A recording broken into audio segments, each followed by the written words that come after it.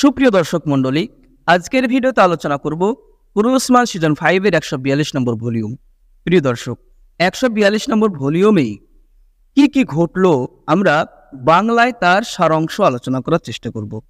প্রিয় দর্শক, আমরা 142 নম্বর ভলিউমের শুরুতেই দেখতে পাচ্ছি মঙ্গল এবং উস্তাদ গেরার ভয়াবহ পরিকল্পনার কারণে বুরহান বে, মেহমেদ বে, আলাউদ্দিন বে এবং সমস্ত সিপাহীরা ফাঁদে পড়ে আহত হয়েছে এবং সেখানে গুরবুজ আল শাহাদাত বরণ করেছে।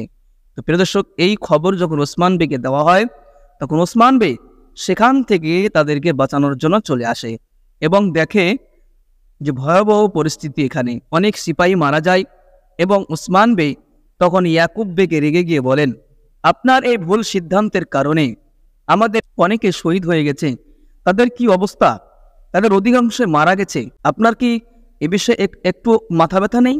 আপনাকে এই কাজে কে উৎসাহিত করেছে বা আপনাকে এই কাজের যুক্তি কে দিয়েছে? তখন ওস্তাদ গেরা তার সামনে এগিয়ে আসে, কিন্তু ওসমান বে তখন তাকে ছেড়ে দেয়। ছেড়ে দেওয়ার কারণ হলো যে স্পষ্ট প্রমাণ না পাওয়া পর্যন্ত তাকে হত্যা করবেন না। যদি হত্যা করেন তাহলে রাষ্ট্রের ওপর একটি প্রভাব পড়বে, অন্যায় হবে।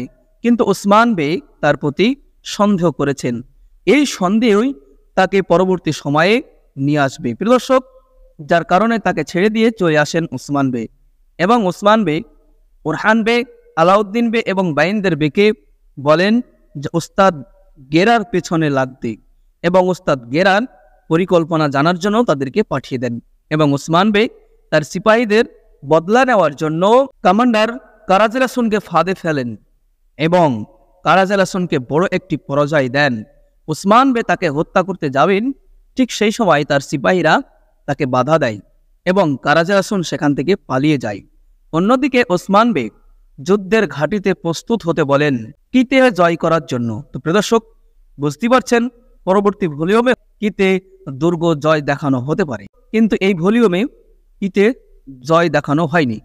এদিকে বুরহান বে, আলাউদ্দিন বে এবং বাইন্দর বে উস্তাদ গেরার ঘরে যায় সৌতে এবং সেখানে খোঁজাখুঁজি করতে করতে দেখতে পায় যে বারুদের চিহ্ন।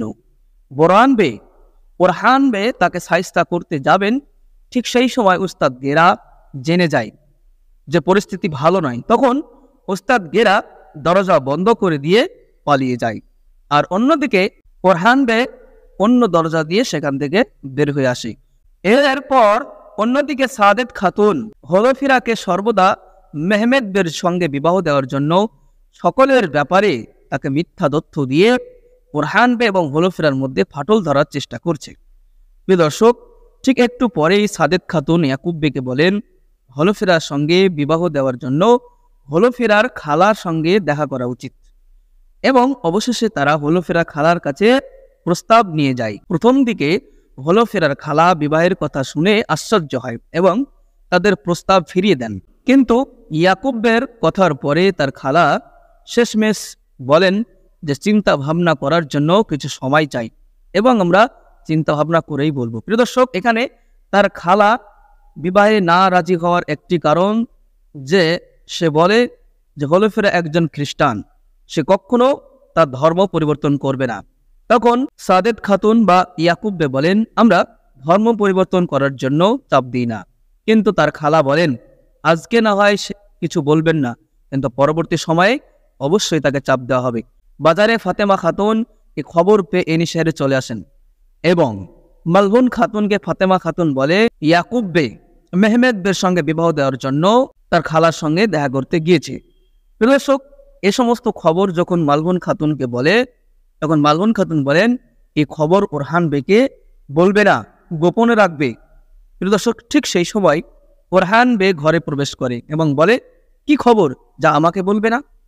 প্রিয় দর্শক, আপনারা তো জানেন যে ফাতেমা খাতুনের মুখ বন্ধ থাকে না, ফাতেমা বিষয়টি বলে দেয়। তখন বুরহান বে রাগান্বিত অবস্থায় সেখান থেকে বেরিয়ে যাওয়ার চেষ্টা করে, কিন্তু তার মা এবং ওসমান বে নিষেধ করে দেন, বলেন সেখানে যদি তুমি যাও তাহলে ইয়াকুব বের ফাঁদে পড়বে, এটা আমি হতে দেব না। দর্শক, পরিশেষে আলাউদ্দিন বে বুরহান বের রাগ ভাঙাতে চেষ্টা করে এবং পরিশেষে সে থেমে যায়। প্রিয় দর্শক, এদিকে উস্তাদ গেরা এবং কারাজ আল হাসান পরিকল্পনা করে। উস্তাদ গেরা বলে আমি এখন আইহান আগা নই, আমি এখন থেকে উস্তাদ গেরা, এখন থেকে প্রকাশ্যে যুদ্ধ শুরু হবে। তারা দুজনে পরিকল্পনা করে যে উস্তাদ গেরা এনি শহরে হামলা করবে বারুদ সঙ্গে করে নিয়ে, আর অন্যদিকে কারাজেলাসুন উসমান বের যুদ্ধের ঘাঁটিতে হামলা করে তাদের যুদ্ধের ঘাঁটি ধ্বংস করবে। কিন্তু প্রিয় দর্শক, যুদ্ধের ঘাঁটিতে উসমান বে ফাঁদ পেতে রাখেন এবং সেখানে কারাজেলাসুন গিয়ে বুঝতে পারে যে ওসমান বে অবশ্যই এই ব্যাপারটি জানেন এবং পরিকল্পনা করে রেখেছে। তখন কারাজেলাসুন পিছে হটতে বাধ্য হয়। কারাজেলাসুনের বুঝতে আর কোনো সমস্যা নয় যে অবশ্যই উস্তাদ গেরা উসমান বের ফাঁদে পড়েছে প্রিয় দর্শক, এবং উসমান বে খেলাটি তাদের উপর উল্টে দেন।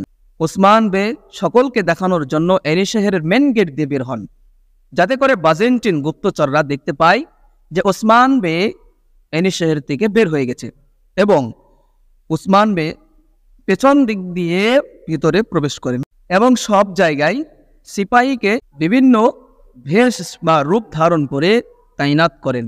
উসমান বের পরিকল্পনা অনুযায়ী উস্তাদ গেরা গোপনে গোপনে এনি শহরে প্রবেশ করে এবং উসমান বে তাদেরকে ফাঁদে ফেলেন।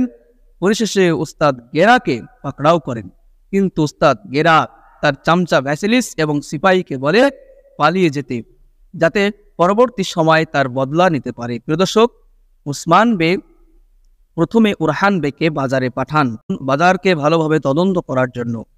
উরহান বে বাজারে প্রবেশ করে দেখেন সাদেত খাতুন মালহুন খাতুনকে বলে যে হলফেরার দোকানের দিকে তাকাবে না, সে এখন থেকে আমার পুত্রবধূ আর আমি তার শাশুড়ি, তোমার ছেলেকে সাবধান করে দিবে সে যেন বাজারে না আসে। এ কথা পেছন দিক থেকে ওরহান বে শুনে ফেলেন এবং সাদেত খাতুনের সঙ্গে বোঝাপড়া করতে যাবেই, ঠিক সেই সময় মালহুন খাতুন তাকে নিষেধ করে। দর্শক, কত খুশিতে সাদেত খাতুন মানুষের সামনে প্রচার করছে, ঠিক সেই সময় উসমান বে বাজারে প্রবেশ করেন এবং তাদের খুশি মাটিতে মিশিয়ে দেন। উসমান বে উস্তাদ গেরাকে নিয়ে আসেন এবং সেখানে আমরা দেখতে পাই ইয়াকুব বের খাইমাতে সমস্ত বেরা এসেছেন। তার মানে ইয়াকুব বে সমস্ত বেদেরকে গিফট পাঠিয়ে তাদেরকে আহ্বান জানিয়েছে তাকে সুলতান হিসেবে মেনে নেওয়ার জন্য। দর্শক, একই ঘটনা বারবার চলে আসছে এবং বেদের পরিস্থিতি দেখে মনে হচ্ছে যে এতে বেরা খুশি হননি, ইয়াকুব বের ওপর রাগান্বিত, কিন্তু কিছুই বলতে পারছে না, কারণ ইয়াকুব বের ক্ষমতা অনেক। ইয়াকুব বের বিশ্বস্ত লোক আইহান আগার বিশ্বাসঘাতকতা সমস্ত বেরা দেখতে পান এবং সকলের সামনে উস্তাদ গেরাকে নিয়ে আসেন। পরিশেষে উসমান বে তার গলা আলাদা করে দেন। তো প্রিয় দর্শক, এই হচ্ছে 142 নম্বর ভলিউমের পরিকল্পনা বা 142 নম্বর ভলিউম। তবে একটি কথা স্পষ্ট যে ওসমান বে অতি শীঘ্রই যত সম্ভব 143 নম্বর ভলিউমেই তার রাষ্ট্র কায়েমের ঘোষণা করবেন। প্রিয় দর্শক, আজকের ভিডিও এই পর্যন্তই। পরবর্তী ভিডিওতে আবার দেখাবেন ইনশাআল্লাহ। আসসালামু আলাইকুম ওয়া রাহমাতুল্লাহ।